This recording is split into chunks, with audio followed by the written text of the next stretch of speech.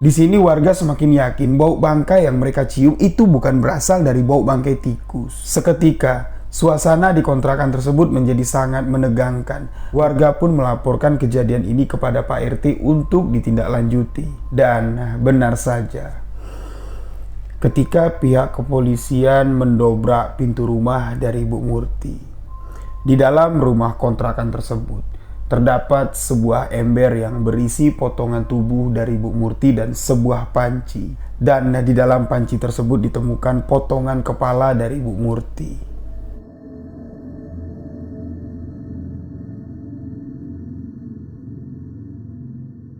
Setibanya di dalam kamar mandi, dengan jelas Mbak Diana ini melihat sepenggal kepala tanpa badan berada di atas bak mandi.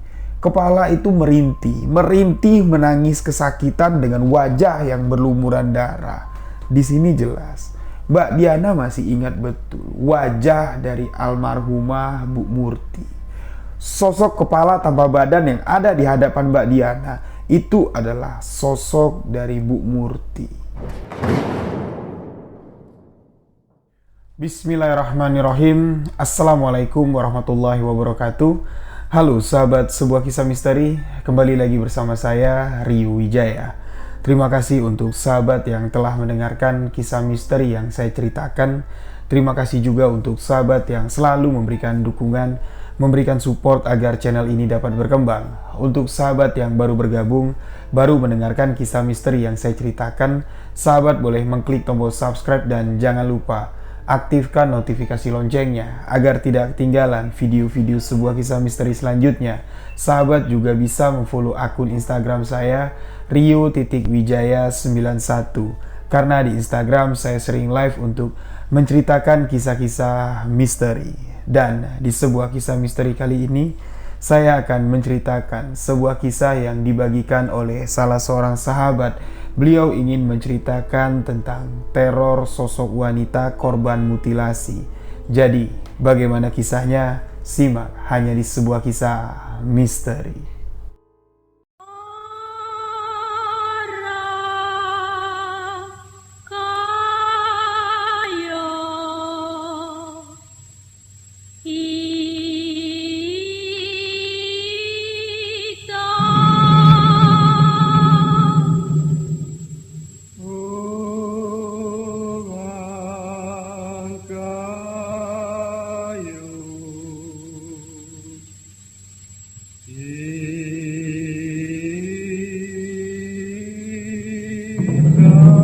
Kisah ini dibagikan oleh sahabat kita.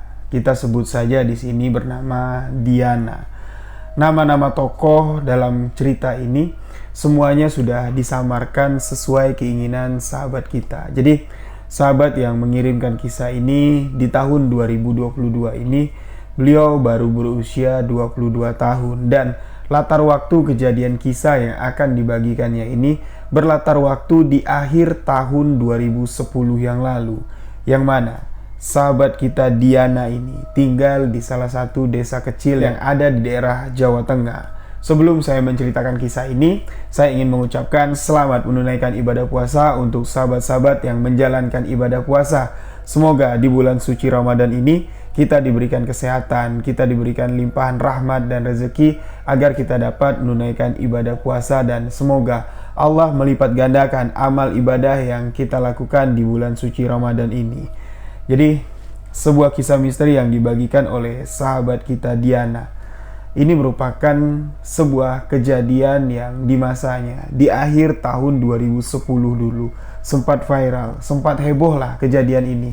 Karena kejadian ini adalah sebuah kejahatan yang cukup mengerikan. Di desa tempat Mbak Diana tinggal, pernah terjadi satu peristiwa pembunuhan, yaitu seorang wanita yang mati dimutilasi. Setelah kasus mutilasi ini dapat dipecahkan oleh pihak kepolisian, pelaku dari mutilasi dapat diamankan.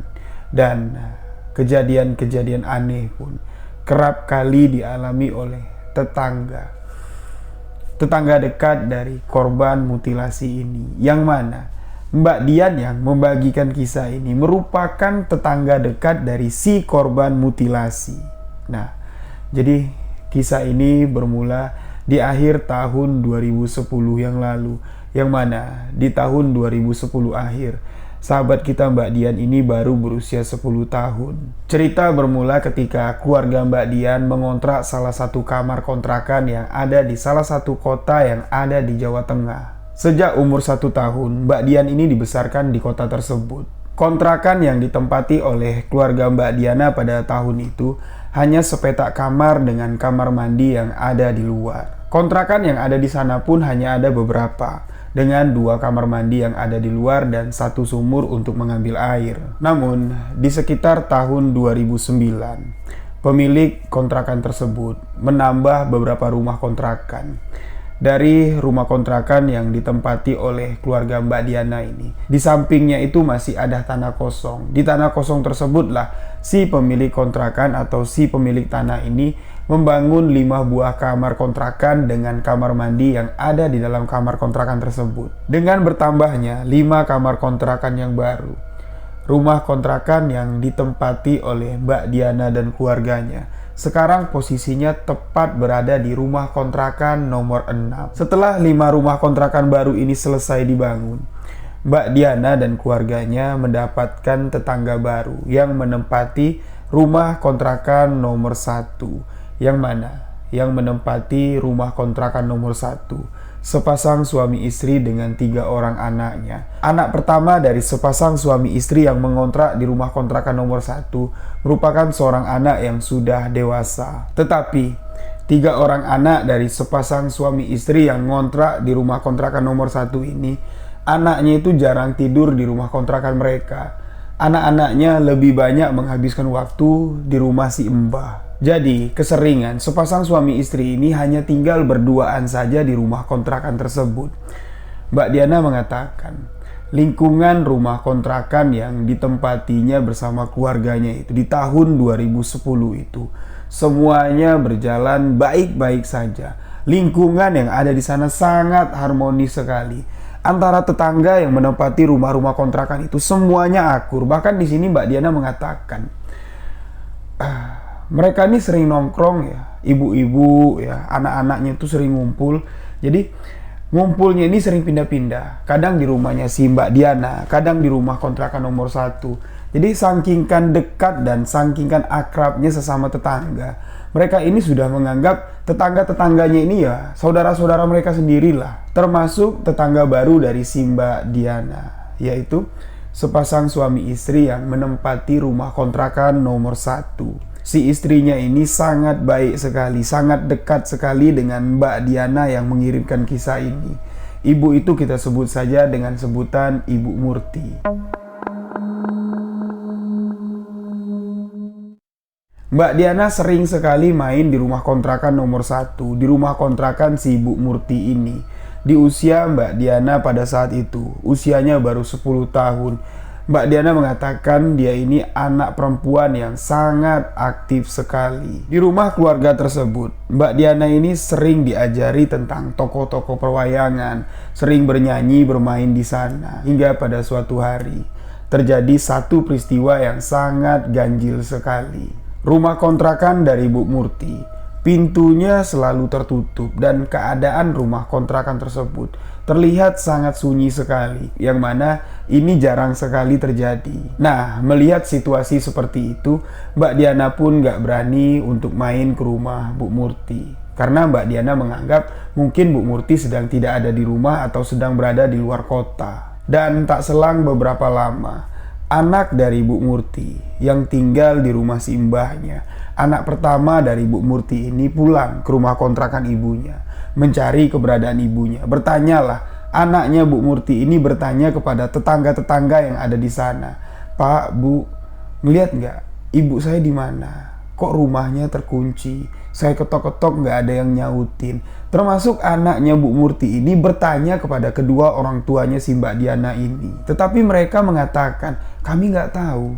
Ibu bapakmu nggak kelihatan. Kami nggak tahu mereka kemana." Karena dari raut wajah anaknya si Bu Murti ini terlihat sangat panik sekali, adalah salah satu tetangga yang ada di sana mencoba untuk menghubungi suami dari Bu Murti. mencoba menghubunginya melalui pesan singkat SMS, menanyakan di mana keberadaan mereka. Nih ada nih, anakmu datang ke kontrakan mencari kalian. Dari pesan singkat yang dikirimkan oleh tetangganya ini, dijawablah sama Pak Adi. Ya, sebutan untuk suami dari Bu Murti ini. Pak Adi membalas SMS tersebut mengatakan, kalau Bu Murti, kalau kami sedang berada di luar kota, sedang berada di rumah famili yang ada di luar kota yang gak jauh dari tempat tinggal mereka. Itulah pesan singkat yang dikirimkan Pak Adi ketika tetangga ini menanyakan keberadaan mereka dan memberitahukan kalau anaknya khawatir mencari kalian. Karena pada saat anaknya si Bu Murti ini datang, kondisi dari rumahnya si Bu Murti ini bagian pintu depan itu terkunci, jendela-jendela terkunci, jadi anaknya ini nggak bisa masuk, sama sekali nggak bisa masuk ke rumah tersebut. Dan tetangga-tetangga yang ada di sana pun mencoba untuk menenangkan anak tersebut. Hingga dari rumah belakang, jadi dari rumah kontrakan itu ya, rumah bedeng atau rumah kontrakan yang ditempati Bu Murti dan keluarganya si Mbak Diana, itu ada sebuah rumah besar ya, rumah warga yang ada di sana.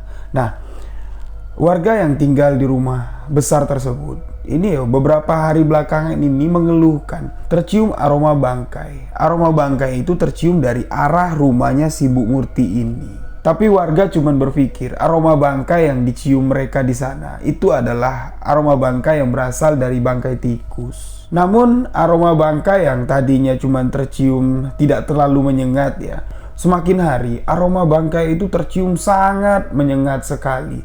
Hingga beberapa warga kontrakan yang menempati rumah kontrakan itu, tetangga dari si Bu Murti ini, mencoba untuk melihat kondisi dalam dari rumah si Bu Murti. Mereka mencoba untuk melihat isi dalam rumah Bu Murti dari ventilasi kamar mandinya. Karena warga curiga dengan aroma bangkai yang sangat menyengat sekali tercium atau bersumber dari rumah kontrakan nomor 1, rumah kontrakan yang ditempati oleh si Bu Murti ini. Warga berpikir kalau Bu Murti ini ada di dalam rumah atau sedang disekap di dalam rumah. Jadi warga yang ada di sana ya, tetangga kontrakan dari Bu Murti ini mencoba untuk menghubungi si pemilik kontrakan untuk meminta kunci duplikat. Ketika kunci duplikat didapat, dibukalah pintu depan. Tapi pintu depan itu sama sekali tidak dapat dibuka. Warga pun di sini semakin memiliki kecurigaan yang sangat besar sekali. Warga pun mencoba mengintip dari ventilasi kamar mandi samping. Ketika warga melihat dari ventilasi kamar mandi samping, warga melihat ada ember ya. Ember yang ditelungkupin, dan di atas ember yang ditelungkupi ini itu ditebar bubuk kopi yang cukup banyak. Dan dari dalam ember itulah aroma bangkai ini tercium sangat keras sekali. Di sini warga semakin yakin bau bangkai yang mereka cium itu bukan berasal dari bau bangkai tikus. Suasana di kontrakan tersebut menjadi sangat menegangkan. Beberapa warga melaporkan kejadian ini kepada Pak RT untuk ditindaklanjuti. Dan pada suatu hari, pihak kepolisian, pemilik rumah kontrakan, Pak RT, dan warga yang ada di sana sudah berkumpul di depan rumah kontrakan nomor 1, di depan rumah yang ditempati oleh Bu Murti. Dan benar saja, ketika pihak kepolisian mendobrak pintu rumah dari Bu Murti, di dalam rumah kontrakan tersebut terdapat sebuah ember yang berisi potongan tubuh dari Bu Murti dan sebuah panci. Dan di dalam panci tersebut ditemukan potongan kepala dari Bu Murti. Dengan penemuan jenazah Bu Murti yang sudah dimutilasi ini, warga setempat langsung menduga pelaku dari mutilasi ini adalah suami dari Bu Murti, yaitu Pak Adi. Karena warga di sini mengatakan hubungan antara Bu Murti dan suaminya ini sangat tidak baik sekali. Seringkali terdengar pertengkaran di rumah tersebut, yang mana Pak Adi, suami dari Bu Murti ini, merupakan seorang sopir lintas provinsi. Setelah semua barang bukti dikumpulkan, potongan demi potongan jenazah dari almarhumah Bu Murti dikumpulkan. Namun di sini pihak rumah sakit mengatakan sangat disayangkan sekali, potongan-potongan tubuh dari almarhumah Bu Murti ini sudah tidak lengkap lagi. Dan di sini pihak kepolisian dengan beberapa pihak terkait bekerja sama untuk melakukan penangkapan penangkapan kepada suami dari Bu Murti. Dan dengan waktu yang sangat cepat dan singkat sekali, pihak kepolisian berhasil untuk menangkap pelaku, yaitu Pak Adi, suami dari Bu Murti, yang tega membunuh istrinya sendiri dengan cara dimutilasi. Seketika, suasana di kontrakan tersebut berubah menjadi sangat mengharukan sekali. Warga-warga yang ada di sana sama sekali nggak percaya dengan apa yang sudah terjadi. Mereka sama sekali nggak menyangka Bu Murti beberapa hari ini tidak terlihat. Ternyata Bu Murti sudah meninggal dunia. Meninggal dunia dengan cara yang sangat mengenaskan sekali. Dibunuh oleh suaminya sendiri dan dimutilasi oleh suaminya sendiri. Warga setempat sama sekali tidak terfikir ke arah sana. Warga setempat sama sekali nggak ngebayangin lah semua ini akan terjadi kepada Bu Murti, termasuk Mbak Diana, bocah 10 tahun pada saat itu yang sangat dekat sekali dengan Bu Murti.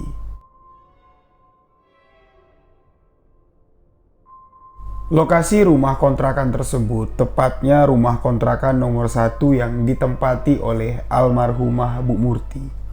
Beberapa hari, bahkan sampai beberapa minggu, ramai sekali dikunjungi oleh warga karena mereka penasaran di mana lokasi tempat mutilasi almarhumah Bu Murti ini. Setelah pihak kepolisian berhasil menangkap suami dari Bu Murti, yakni Pak Adi yang sudah ditetapkan sebagai tersangka. Menurut pengakuan dari Pak Adi, dia mengakui kalau dialah yang membunuh Bu Murti dan dengan teganya, dengan sengajanya memutilasi, memotong-motong bagian tubuh istrinya. Berdasarkan Pak Adi ini cemburu, menuduh istrinya selingkuh. Itulah motif dari pembunuhan yang dilakukan oleh Pak Adi. Pihak kepolisian pun melakukan reka adegan. Akhirnya Pak Adi, pembunuh dari istrinya sendiri yaitu almarhumah Bu Murti, dijatuhi hukuman 15 tahun penjara. Setelah beberapa minggu kejadian ini terjadi, yang tadinya warga banyak datang ke sana untuk melihat lokasi kejadian. Pihak media, wartawan banyak meliput untuk mengetahui cerita asli dari pembunuhan Bu Murti ini. Sekarang, rumah kontrakan dari Bu Murti pun sudah mulai sepi. Garis polisi yang dipasang untuk membatasi warga agar tidak masuk ke lokasi kejadian sudah dilepas. Namun di sini kondisi kontrakan yang sepi, bekas tempat pembunuhan dari Bu Murti ini mulai terasa sedikit mencekam.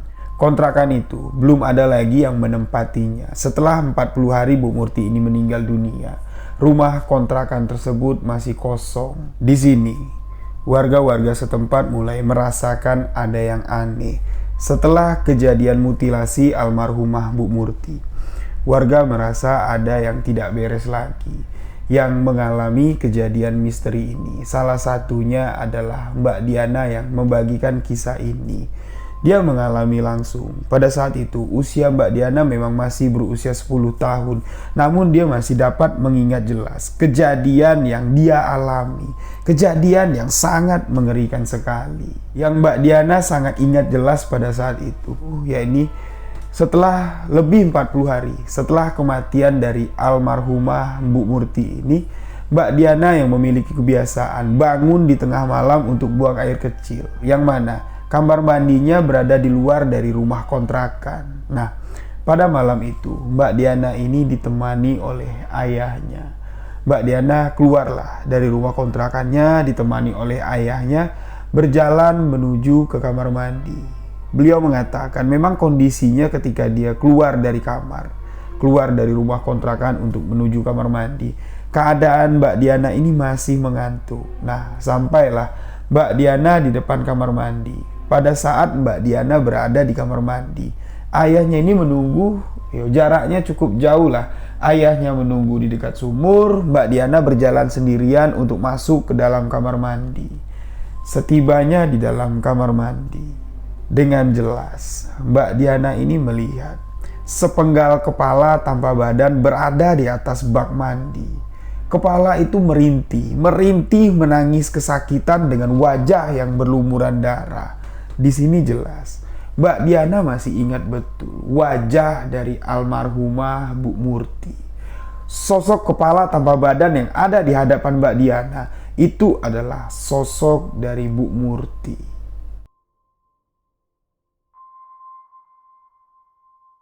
Apa yang dilihat oleh Mbak Diana memang sangat singkat sekali, hanya beberapa detik. Namun beberapa detik yang dilihat oleh Mbak Diana itu melekat sampai saat ini. Mbak Diana pun langsung keluar dari kamar mandi, berteriak langsung memeluk ayahnya. Ayah Mbak Diana bertanya, "Kamu kenapa, Nak?" Mbak Diana sama sekali tidak menjawab. Sesampainya Mbak Diana di dalam rumah kontrakannya, barulah Mbak Diana di sini menceritakan kepada kedua orang tuanya, kepada ayah Mbak Diana, kalau barusan dia melihat potongan kepala Bu Murti sedang menangis. Pada pagi harinya, ibu dari Mbak Diana menceritakan kejadian yang dialami oleh Mbak Diana kepada tetangganya. Namun di sini, ibunya si Mbak Diana ini lebih terkejut lagi bahwa sebelum Mbak Diana mengalami peristiwa yang mengerikan ini, tetangga dari Mbak Diana ini, orang yang temannya si ibu Mbak Diana ini bercerita, beliau terlebih dahulu mengalami kejadian yang aneh, kejadian yang cukup mengerikan. Pada suatu malam ketika dia sedang buang air kecil, jadi kamar mandi yang ada di rumah kontrakan itu yang terdapat di luar kan ada 2 kamar mandi. Di samping 2 kamar mandi itu ada sebuah sumur. Nah, dia masuklah ke salah satu kamar mandi. Ketika dia sedang berada di dalam kamar mandi, jelas sekali dia mendengar kalau kamar mandi sebelah itu kerannya kebuka, airnya mengucur. Nah, jadi setelah dia keluar dari kamar mandi, dia melihat pintu kamar mandi itu terbuka. Ya, masuklah dia ke dalam kamar mandi. Dia tidak menemukan kalau keran airnya terbuka. Dia ngecek, sama sekali tidak ada bekas tetesan air di keran tersebut. Di sini bulu tengkuknya langsung merinding. Dia langsung ingat kepada almarhumah Bu Murti. Kejadian ini dialami juga oleh tetangga yang lain pada suatu malam. Ketika dia mau ke kamar mandi, dia mendengar dari arah kamar mandi yang di dekat sumur seperti ada suara orang yang sedang mencuci, dan air yang ada di kamar mandi itu mengucur sangat deras sekali. Jadi setelah dia masuk ke kamar mandi, dia keluar lagi. Orang ini penasaran siapa sih yang nyuci tengah malam, ngejongaklah dia ke kamar mandi sebelah. Ketika dia melihat ke kamar mandi sebelah yang pintunya terbuka lebar, di dalam kamar mandi itu sama sekali tidak ada orang. Sedangkan barusan dia mendengar di kamar mandi sebelah tersebut ada orang yang mencuci dan air kerannya mengucur sangat deras sekali. Nah, dia masuk ke kamar mandi, dilihatnya lah, diceknya lah. Lagi-lagi kejadian yang sama terjadi dengan tetangga yang sebelumnya. Air keran itu sama sekali tidak terbuka. Air keran itu sama sekali tidak meneteskan air. Nah, bulu tengkuknya langsung merinding dan dia ketakutan karena adanya gangguan, ya, gangguan yang bertubi-tubi dialami oleh tetangga dari almarhum Bu Murti ini. Salah satu warga berinisiatif untuk menelpon anak Bu Murti yang paling tua. Di dalam telepon tersebut, tetangga ini mengatakan kalau kejadian yang kami alami ini sangat ganjil sekali, dan di sini kami menyimpulkan mungkin kamu setelah lepas 40 hari ibu kamu meninggal dunia, kamu belum berziarah ke makamnya. Cobalah kamu berziarah ke makamnya, kamu doakan ibu kamu yang sudah meninggal dunia. Nah, warga setempat pun, ya, tetangga-tetangga yang ada di kontrakan tersebut pun berinisiatif untuk membacakan surat Yasin, mendoakan almarhumah Ibu Murti di rumah kontrakan, di TKP, di lokasi tempat Bu Murti dibunuh dan dimutilasi. Di rumah kontrakan itu warga kumpul membacakan surat Yasin untuk mendoakan almarhumah Bu Murti. Setahun setelah kematian dari almarhumah Bu Murti, rumah kontrakan nomor 1 yang bekas ditempati oleh almarhumah Bu Murti ini sama sekali tidak ada orang yang berani menempatinya. Rumah kontrakan itu kosong. Karena ketika rumah kontrakan itu kosong terlihat sangat menakutkan sekali, si pemilik kontrakan berinisiatif menawarkan kepada warga-warga sekitar yang ada di kampung, "Yuk, Siapa aja yuk yang mau nempatin rumah kontrakan nomor 1, aku kasih gratis selama 2 tahun, gak usah bayar. Yang penting kalian tempatin, kalian rawat, kalian bersihin. Hingga pada suatu ketika, tawaran dari si pemilik rumah kontrakan ini disambut oleh sepasang suami istri yang sudah cukup lansia. Kurang lebih usianya 50 tahun lebih. Mereka berminat dengan tawaran si pemilik rumah kontrakan dan memberanikan diri untuk menempati rumah bekas pembunuhan dan mutilasi ini.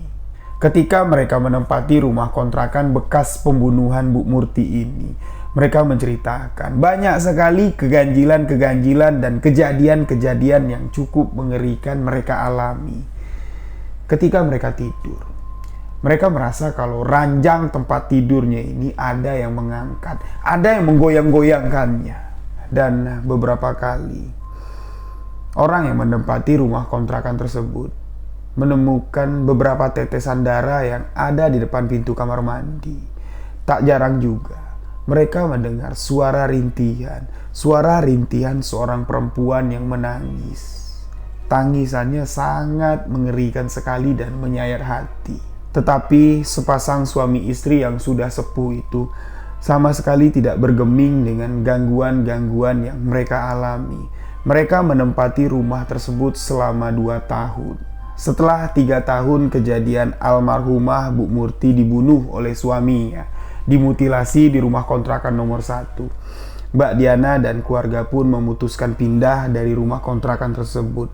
Bukan karena gangguan dari sosok makhluk halus ya, namun Mbak Diana mengatakan rumah yang mereka tempati, tepatnya kamar kontrakan yang mereka tempati itu sudah nggak cukup lagi lah. Karena Mbak Diana sudah tumbuh dewasa, akhirnya keluarga mereka pun memutuskan untuk mencari rumah kontrakan yang cukup besar. Nah, setelah mereka pindah, Mbak Diana ini udah nggak tahu lagi lah cerita dari rumah kontrakan itu, apakah masih angker ataupun tidak. Nah, jadi demikianlah sebuah kisah misteri yang dibagikan oleh sahabat kita Mbak Diana. Kejadian ini adalah sebuah kisah nyata. Kejadian yang terjadi di akhir tahun 2010 yang lalu yang cukup menggemparkan. Kejadian mutilasi. Suami yang memutilasi istrinya dengan sengaja membunuh istrinya karena cemburu buta. Jadi terima kasih untuk sahabat yang telah mendengarkan kisah ini. Untuk sahabat yang memiliki kisah misteri ingin dibagikan, boleh kirim ke email sebuahkisahmisteri@gmail.com atau bisa DM ke Instagram saya rio.wijaya91. Sebelum saya menutup kisah ini, marilah sama-sama saya mengajak sahabat-sahabat semua khusus yang beragama muslim, marilah sama-sama kita bacakan suratul Fatihah, khususon almarhumah yang sudah meninggal, agar amal ibadah beliau diterima di sisi Allah Subhanahu wa Ta'ala, apalagi di bulan suci Ramadan, di bulan penuh berkah ini. Semoga almarhumah yang meninggal di akhir tahun 2010 yang lalu, yang meninggal di rumah kontrakan, yang meninggal dibunuh oleh suaminya sendiri, diberikan ketenangan, diselamatkan di akhirat. Al-Fatihah.